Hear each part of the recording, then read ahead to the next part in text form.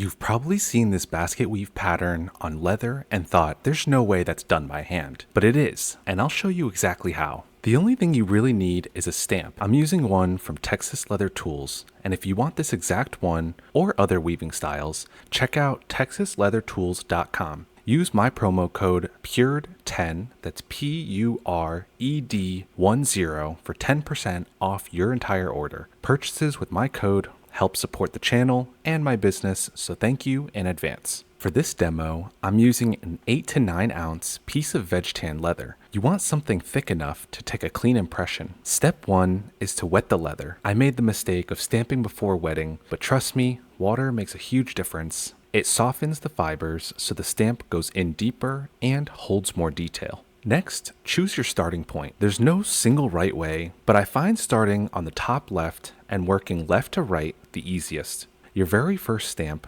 decides the entire direction of the pattern, so line it up carefully. I'm going for a diagonal weave, so I placed mine towards the top left. Once you've got the first impression, the rest is just connecting the corners of each stamp with the next one. After a few, your brain really should lock into the pattern and becomes really satisfying to build row by row. If you're working on a piece without borders, add partial stamps along the edges. It makes the weave look like it continues off the leather, which gives a really clean finish. The most important thing to remember is to keep your lines straight. Use the previous stamp as a guide. The straighter you are, the sharper and cleaner the final pattern will look. And that's how you do a basket weave by hand. If you want the stamp I used, grab it at texasleathertools.com and don't forget about my code PURED10 for 10% off. Let me know what tutorials you want next and make sure to subscribe and follow for more leatherworking content. As always, thank you so much for watching and I'll see you in the next one.